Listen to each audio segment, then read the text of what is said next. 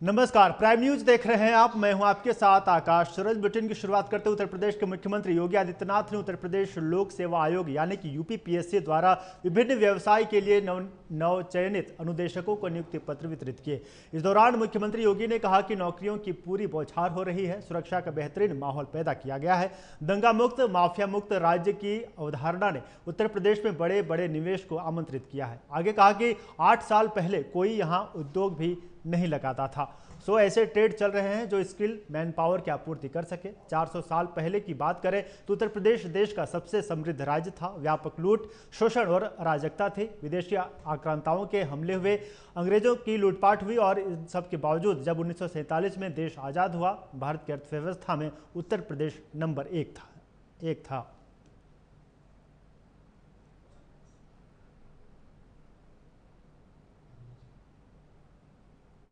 वर्ष पहले की बात अगर करेंगे तो देश का सबसे समृद्ध राज्यों में था।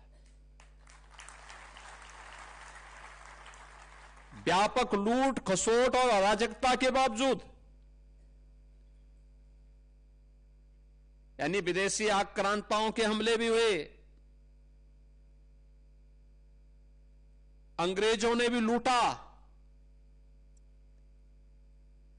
उस सब के बावजूद जब ये देश 1947 में स्वतंत्र हुआ था,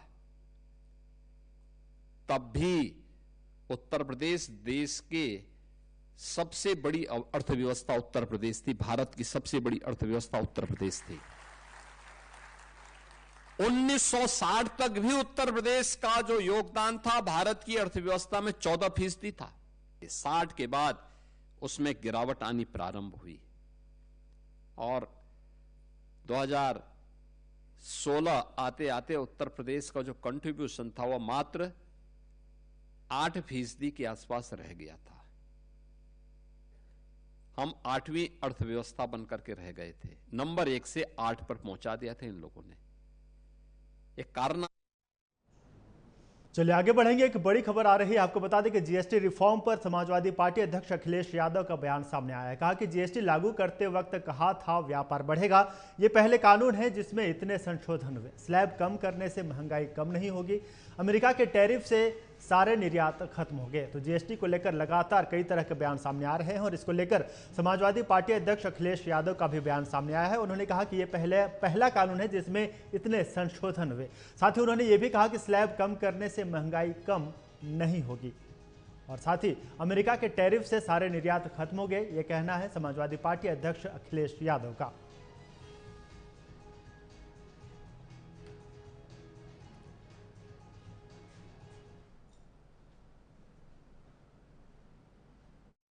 चुनाव को अब 1 साल के लगभग दिन बचे हैं। उत्तर प्रदेश का चुनाव 1 साल के अंदर या 1 साल का आसपास समय बचा है सरकार के पास। और अब तक अभी हम लोगों ने जो बजट देखे हैं उत्तर प्रदेश सरकार के, 9 बजट देख चुके हैं। आखिरी बजट आना है जो अब आ जाएगा आने वाले समय में। दिल्ली की सरकार तीसरी बार चल रही है। हाल ही में हमें और आपको देखने को मिला कि एक ऐसा कानून जीएसटी जब लागू किया गया था तो ये बात कही गई थी कि व्यापार बढ़ेगा। इस कानून के लागू होने से सरल व्यवस्था लागू होगी जिससे कि व्यापारी और कारोबारी अपना टैक्स दे पाएगा। शायद दुनिया में इकलौता जीएसटी कानून रहा होगा जिसमें इतने संशोधन हुए हैं और इतने संशोधन होने के बाद भी आज फिर सरकार को संशोधन करना पड़ा और ये स्वीकार करना पड़ा कि हमें गरीबों को राहत पहुंचाने के लिए कानून में बदलाव लाना पड़ेगा। उसका जो स्लैब है। बढ़ेंगे आगे। फिरोजाबाद नगर निगम क्षेत्र के वार्ड नंबर 63 मोहल्ला छपरिया मोमिन नगर लालपुर में जलभराव ने लोगों का जीना दुभर कर दिया है। आपको बता दें कि लंबे समय से पानी निकासी की समुचित व्यवस्था न होने के कारण गलियों और घरों के बाहर पानी भरा हुआ है। हालात इतने खराब हो गए हैं कि कई मकानों पर लोगों ने गुस्से में ये एक बिकाऊ घर है तक लिखवा दिया है। स्थानीय निवासियों का कहना है कि बार बार शिकायत करने के बावजूद नगर निगम की ओर से कोई ठोस कार्रवाई नहीं की जा रही। पानी की निकासी न होने से लोगों को घर से निकलने तक में दिक्कतों का सामना करना पड़ रहा है।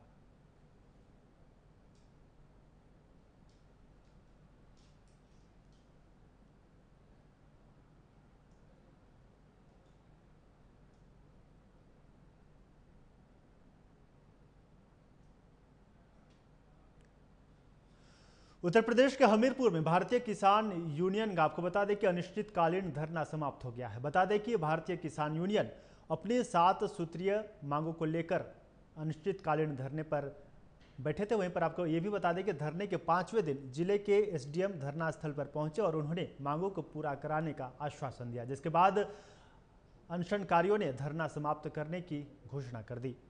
हालांकि आपको ये भी बता दें कि उन्होंने चेतावनी भी दी थी कि यदि उनकी मांगों को पूरा नहीं किया गया, संज्ञान नहीं लिया गया, तो वो फिर से धरना करने बैठ जाएंगे। और आगे भी जिस तरीके से भारत किसान यूनियन के कार्यकर्ता धरने पर बैठे हैं, कहा कि अगर कार्रवाई उनके मांगों पर कार्रवाई नहीं की गई तो आगे भी वो धरना प्रदर्शन करते रहेंगे।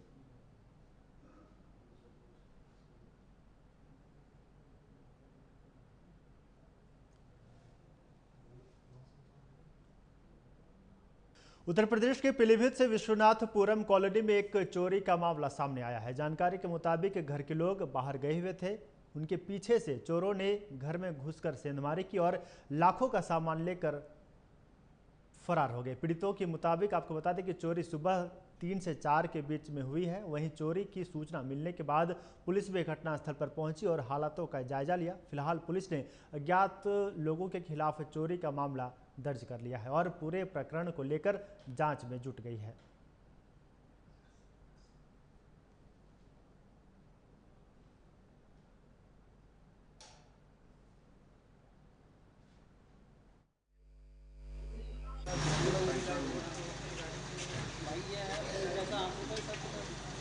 पीलीभीत की पॉश कॉलोनी विश्वनाथपुरम के निवासी तस्वीर सिंह अपने परिवार सहित रिश्तेदारी में मझोला गए हुए थे। उसी रात 3 से 4 बजे के समय सीसीटीवी के माध्यम से ये पता चला कि उनके घर में ताला तोड़कर कुछ अज्ञात लोग घुस गए, जिसके बाद उन्होंने घर में रखे हुए 1 लाख नकदी सहित एक मोबाइल फोन और अन्य जरूरी सामान को चोरी कर लिया।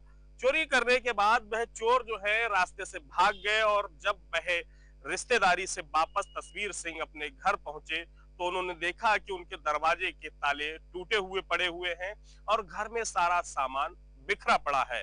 आनन फानन में उन्होंने घर की इस स्थिति को देखकर पुलिस को सूचना दी। पुलिस मौके पर पहुंची और फॉरेंसिक टीम सहित तमाम टीमों को जांच के लिए लगा दिया। फिलहाल तस्वीर सिंह का कहना है कि लगभग घर में 2 लाख रुपए की चोरी हुई है, जिसमें 1 लाख रुपए नकदी सहित है। तमाम पुलिस जो है वो अब इसकी जांच में जुटी है और इस घटना का खुलासा करने का जल्द ही दावा कर रही है। सहयोगी करण के साथ तेजपाल वर्मा, प्राइम न्यूज, पीलीभीत। हापुड़ से एक छात्रा की फांसी लगाने की खबर सामने आई है। घटना नगर कोतवाली क्षेत्र के रफीक नगर की है, जहां पर 12वीं की छात्रा ने फांसी के फंदे पर लटक कर अपनी जान दे दी। फिलहाल पूरे मामले की पुलिस जांच कर रही है, साथ ही फोरेंसिक टीम भी हर एंगल से मामले की छानबीन कर रही है। और जिस तरीके से छात्रा ने फांसी लगाकर अपनी जान दे दी है, परिवार वाले काफ़ी गमगीन स्थिति में है। और फिलहाल पुलिस क्या कुछ मामला है, किस कारण उन्होंने फांसी लगाई है, फिलहाल पुलिस पूरे मामले की जांच कर रही है और फोरेंसिक की टीम भी घर पर मौजूद है और हर एक एंगल से फोरेंसिक टीम भी जांच कर रही है।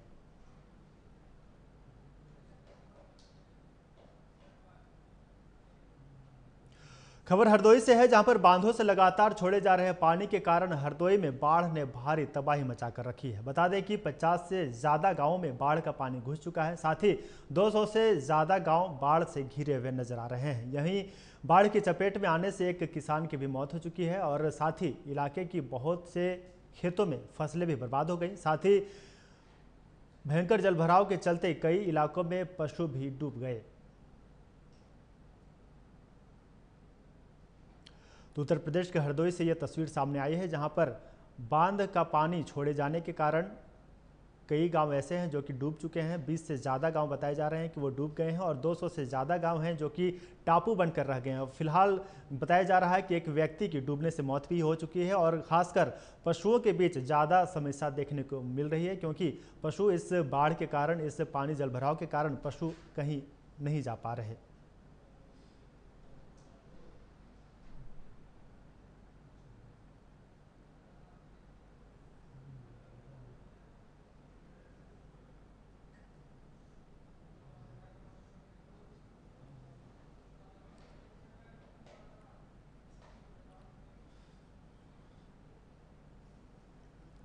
उत्तर प्रदेश के मुरादाबाद से इंसानियत को शर्मसार करने वाली एक खबर सामने आई है, जहां पर आपको बता दें कि गोद में पत्नी 10 साल की मासूम बच्ची को उसके ही पिता ने आपको बता दें कि हवस का शिकार बना डाला।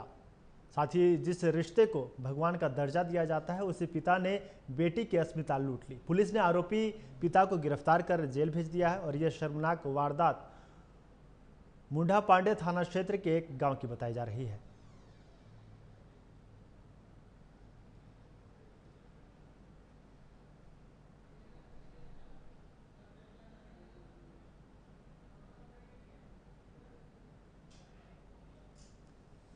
बढ़ेंगे खबरों की ओर। महाराष्ट्र में मराठा आंदोलन के बाद अब बंजारा समुदाय भी आंदोलन की तैयारी करने जा रहा है। आपको बता दें कि समुदाय की तरफ से दलील दी जा रही है कि अगर प्रदेश में यदि किसी भी समुदाय को हैदराबाद गजट के आधार पर आरक्षण दिया जाता है तो उन लोगों को भी दिया जाना चाहिए। उन्होंने चेतावनी भी दी है कि यदि ऐसा नहीं होता है तो वो भी आंदोलन करेंगे।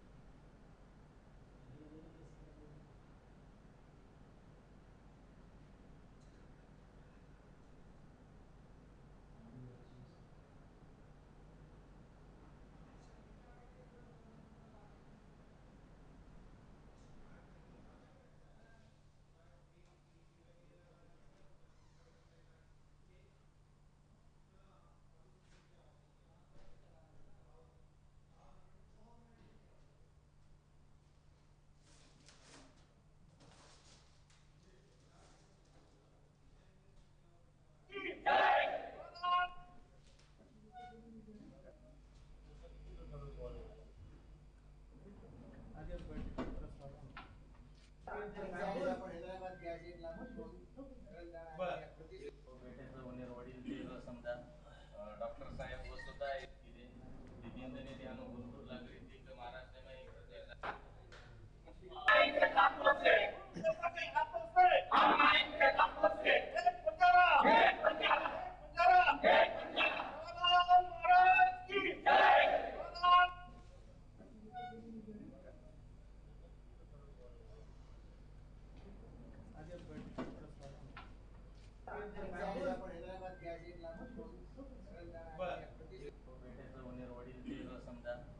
डॉक्टर साहेब वो सुद्धा दिव्यांगने ध्यान भरपूर लागली ती महाराष्ट्र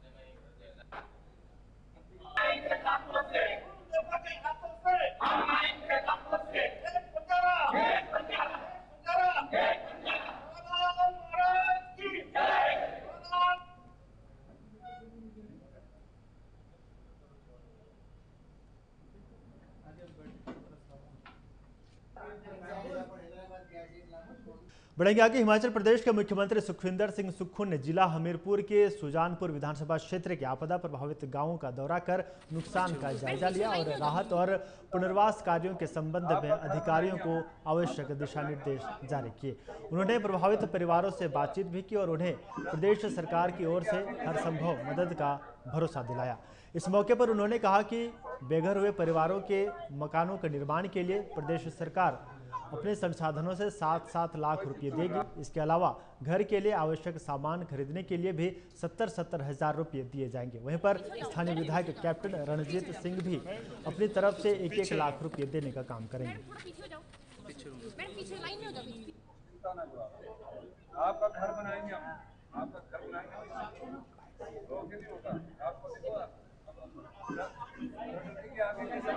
एक दिन का मौसम साफ हुआ, हमने चिनूक हेलीकॉप्टर से सारे लोग निकाल दिए, कम से कम 1500 लोग निकाल दिए।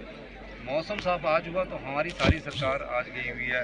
हमारे रेवेन्यू मिनिस्टर जो किन्नौर का रास्ता बंद है निकुल सराय उसको करवाने गए हैं, हमारे डिप्टी चीफ मिनिस्टर पानी की योजनाओं की स्कीम ले रहे हैं, तो सभी मिनिस्टर अपने कार्य।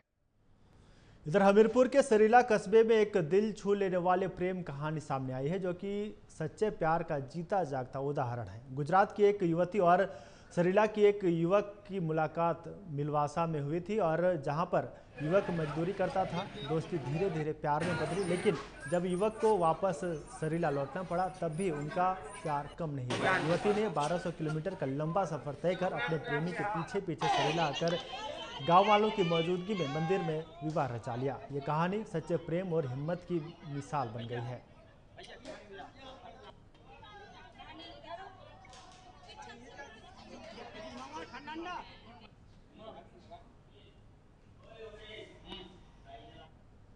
तो फिलहाल मेरे साथ इस बुलेटिन में इतना ही। देखते रहिए प्राइम न्यूज़। नमस्कार।